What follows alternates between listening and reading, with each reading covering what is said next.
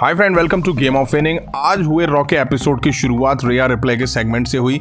रिया replay आगे कहती है कि मैंने काफ़ी टाइम सोचा कि समर स्लैम में क्या हुआ और हर दिन मैं ऐसा करती आ रही हूँ। इस तरह की सिचुएशन में ऐसा ही होता है। मैं काफ़ी एम्बैरेस फील कर रही हूँ और काफ़ी डिसअपॉइंटेड हूँ मैं, लेकिन अभी मुझे गुस्सा आ रहा है।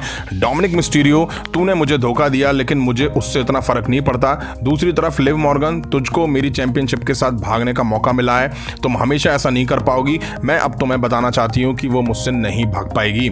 लिव मॉर्गन और डोमिनिक मिस्टीरियो तभी फैंस के बीच में दिखाई देते हैं। लिव मॉर्गन बोलती है, मुझे लगता है कि डोमिनिक मिस्टीरियो कुछ बोलना चाहता है।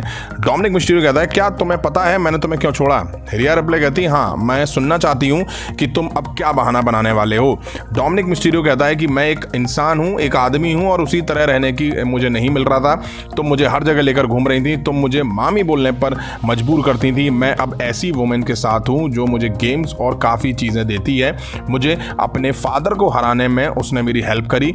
रिया रिप्ले बोलती है कि मैं कुछ ऐसा बोलने वाली हूँ जो शायद तुझे काफ़ी टाइम से नहीं सुना होगा तूने। मुझे तेरे ऊपर प्राउड है। पिछले 2 साल में तूने काफ़ी कुछ अचीव करा है, इसका क्रेडिट मुझे जाता है। जहाँ तक तेरे फादर की बात आती है तो मैं चाहती थी कि तुम खुद के दम पर चीज़ें करो। अब तुम एक आदमी बनने की कोशिश कर रहे हो, ये तुम्हारा आखिरी डिसीजन होगा जो तुम शायद ले पाए हो। लिव मॉर्गन कहती है, तुमने सिर्फ एक चीज़ सही बोली है इसमें से जो एकदम सही है, वो है डोमिनिक मिस्टीरियो एक मैन है और वो अब मेरा है। तुम्हारी फैमिली यहाँ नहीं है, वो काफ़ी दूर है। तुम एक फैमिली थी जो मैंने अब तुमसे छीन ली है। डोमिनिक मिस्टीरियो मेरा है, ये वुमेन्स वर्ल्ड चैंपियनशिप और ये डिवीज़न मेरा है। तुम्हें जो चीज़ें पसंद थी वो अब मेरी हो चुकी हैं। रिया रिप्ले कहती है, मैं चाहती हूँ कि तुम अब चुप हो जाओ। तुमने मेरी सबसे जो वीकनेस है वो ले ली है। जब तक मैं खड़ी हूँ तब तक तुम मुझे नहीं रोक पाओगी।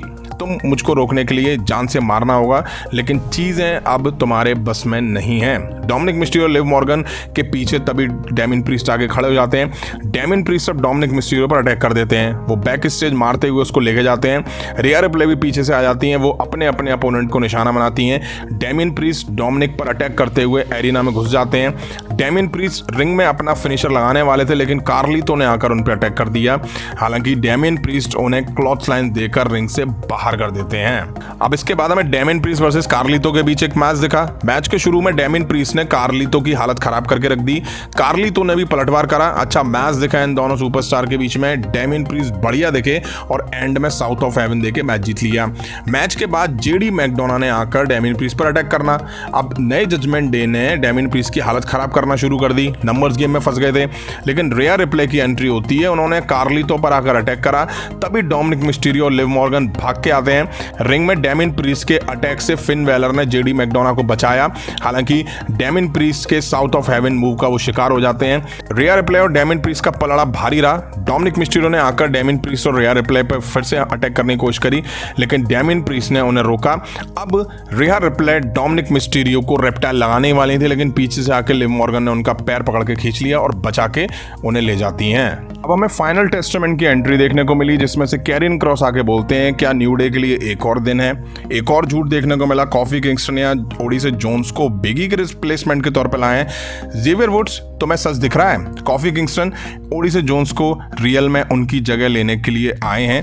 जेवियर वुड्स बोलते हैं, क्या तुम थकते नहीं हो? हर हफ्ते हमारे बीच दरार डालने की कोशिश कर रहे हो।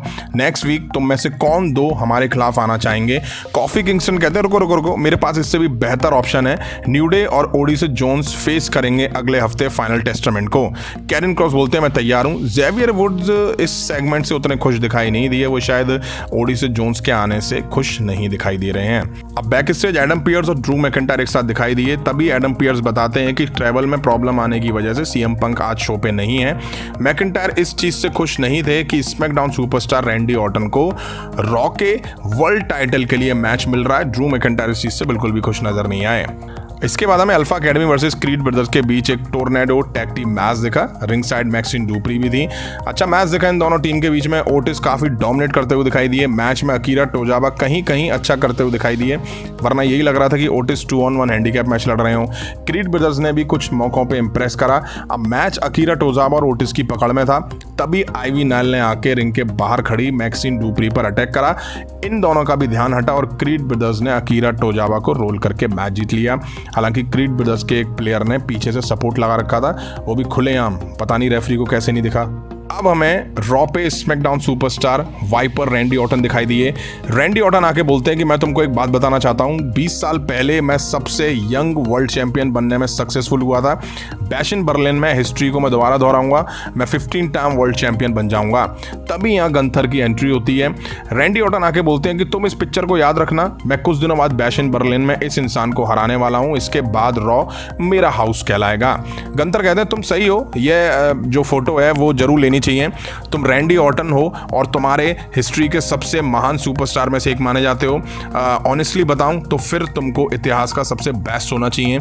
तुम इस बिजनेस के ऐसे सुपरस्टार हो जिन्हें पहले से हर चीज में बेहतर होने का प्राइज मिला है। हालांकि ये रिंग जनरल का एरा है, मेरे एरा में उन लोगों के लिए जगह नहीं है जो अपनी कैपेसिटी का उपयोग नहीं करते हैं। तुम वो किरदार नहीं निभा पा रहे हो। रैंडी ऑर्टन बोलते हैं मैंने कभी खुद को परफेक्ट नहीं कहा है, इस लॉकर रूम में मैंने सबसे ज्यादा गलतियां की हैं, मैंने उन गलतियों को माना है और उनसे काफी कुछ सीखा है।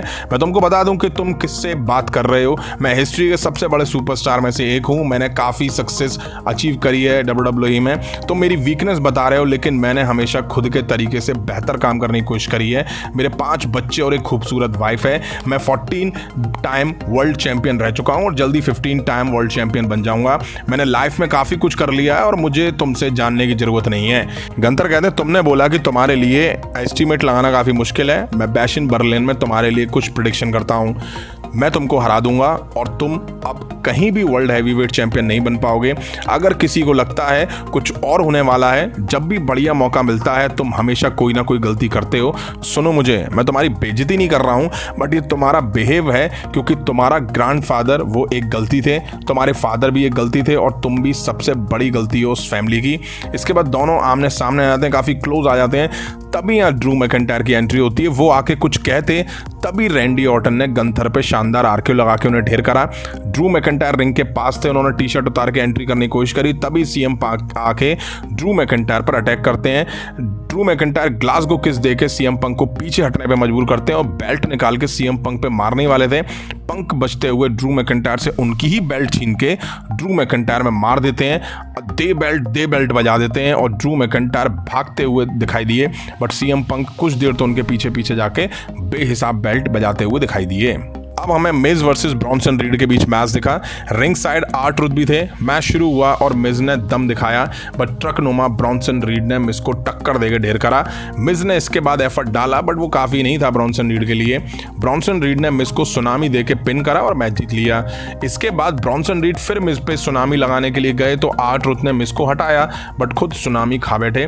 इसके बाद back to back Bronson Reed ने R-Truth पे 5 बार सुनामी लगाई। ब्रॉन्सन एडम पियर्स के कहने पे भी नहीं रुके। अब एक बात समझ में मुझे नहीं आती है, पहले तो ऑफिशियल आके रोकते हैं, आते क्यों हो भाई? उसे पकड़ ही लो सुपरस्टार को जो अपनी मनमानी कर रहा है। फिर जब ब्रॉन्सन रीड डाइव मारने वाले होते हैं तो भैया रास्ता साफ कर देते हैं, जैसे कि भाई तू ले कूद ले, अच्छे से कूद ले, लगा ले सुनामी। खैर एडम पियर्स ने ब्रॉन्सन रीड को सस्पेंड कर दिया है। हालांकि WWE में सस्पेंड करना कुछ खास होता नहीं है, नेक्स्ट वीक या उसके नेक्स्ट वीक दिख ही जाएंगे। अब मेन इवेंट में हमें Sami Zayn versus Bron Breakker के बीच इंटरकॉन्टिनेंटल टाइटल के लिए 2 आउट ऑफ 3 फॉल्स मैच दिखा। अच्छी शुरुआत इस मैच की हुई और शुरू में ही सैमी ज़ेन ने ब्रॉन ब्रेकर पे हेलोवा किक लगा के पिन करके पहला फॉल अपने नाम करा। ब्रॉन ने भी काफी डोमिनेट करते हुए पहला फॉल अपने नाम करा। अब दोनों बराबर हो गए एक फॉल से। इसके बाद ब्रॉन ब्रेकर ने सेकंड फॉल भी अपने नाम करा और मैच जीत के टाइटल यहाँ रिटेन कर लिया। यहीं आज रॉ का एपिसोड एंड हुआ। ओवरऑल एपिसोड की बात करें तो कुछ सेगमेंट को छोड़ के शो में कुछ खास नहीं था। रेहा रिप्लाई, डेमिन प्रीस्ट और जजमेंट डे के बीच चीजें ठीक ठाक चल रही हैं। वहीं रैंडी ऑर्टन एक बार फिर रॉ पर हमें दिखाई दिए गंथर के अगेंस्ट। सेगमेंट कह सकते हैं अच्छा था। वहीं सीएम पंक ने आके ड्रू मैकिंटायर की बेल्ट से तोड़ाई करी, हालांकि तोड़ाई ज़्यादा लंबी नहीं चली। अल्फा अकेडमी का मैच भी सही था। कहने का मतलब है कि शो में कुछ ऐसा नहीं है जिसकी वजह से फैंस खिंचे चले आए रॉ के लिए, जैसे कि स्मैकडाउन में होता है। आपको कैसा लगा आज का एपिसोड कमेंट करके जरूर बताइएगा। और यहाँ तक वीडियो देखी है, लाइक नहीं करा तो लाइक करें, चैनल पर नहीं तो चैनल को सब्सक्राइब करें। मिलता हूँ जल्दी नेक्स्ट वीडियो में। Thank you.